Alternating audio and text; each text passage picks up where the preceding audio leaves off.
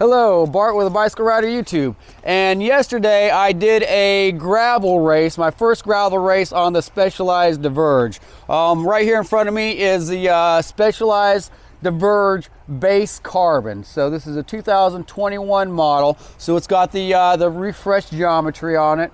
And this bike comes in at about $2,500. So if you've been looking at gravel bikes, you'll see that's not on the high end and it's not on the low end. It's a good middle tier. And this is where Specialized starts their gravel frame set. So like I said, this is the base carbon, and the base carbon is spec'd pretty dang good. What we have here is, of course, you've got the Specialized frame that's been, like I said, refreshed. It's a little bit higher bottom bracket than the previous model. It's a little bit slacker, the rake's a little bit steeper, and the trail's a little bit harder, and it just rides really good. I think it's a good balance between agility and tracking.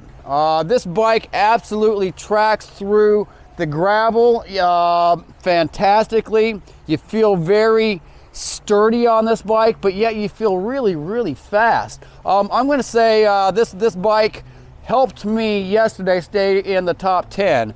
My fitness is a little lacking, but it's just because I work a lot in the bicycle shop right now, just coming off Christmas and whatnot, but I'm going to work on my fitness. But I have to say my bike is feeling awesome.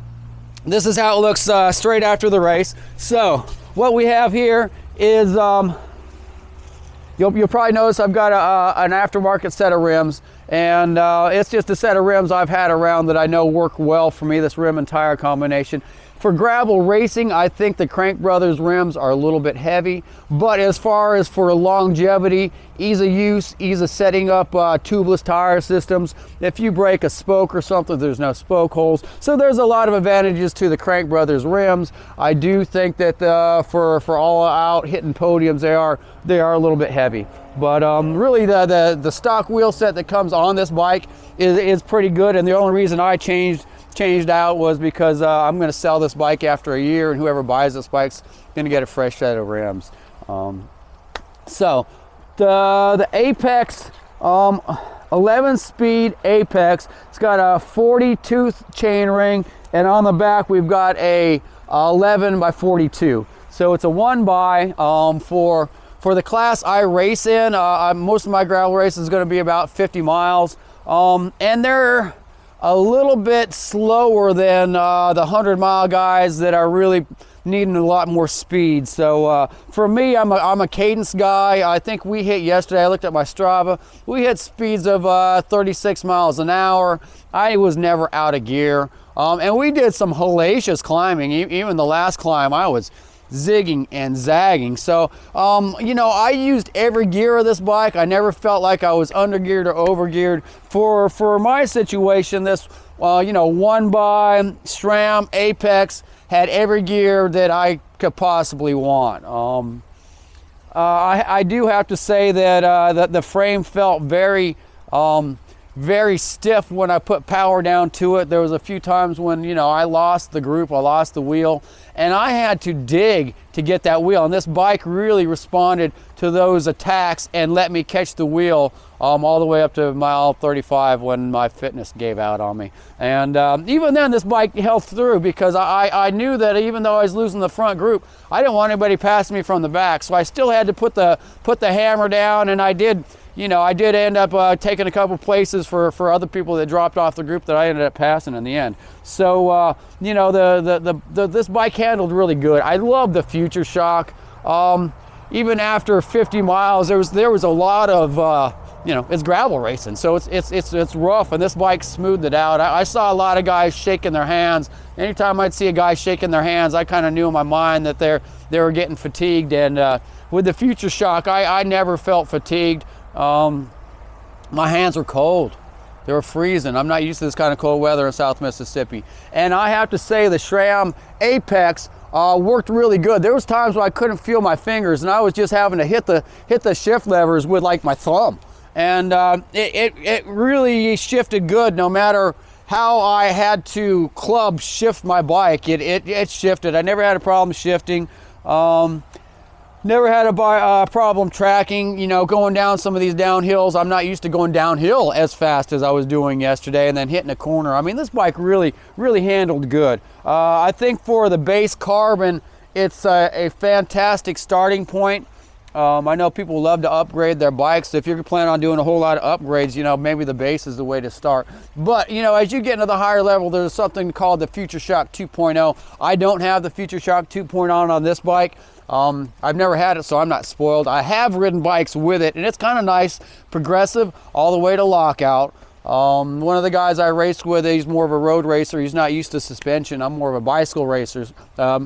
Mountain bike racer, so I am used to suspension. I'm just used to it. But, you know, Blake wants to lock that thing out at times. So I do see the advantages in the upper tiered bikes. I think the Comp Carbon, the Expert, I mean, they're all awesome bikes. And when you do get in the Comp Carbon, you've got a, you know, you have a stash sack you can put right in your frame for, you know, a jacket or tools or stuff like that. I don't have that option. But I do like the way the bottle cages are spaced out. Even yesterday with frozen fingers and gloves, I still had no problem grabbing a bottle and, you know, putting it in my frame, taking it out of my frame.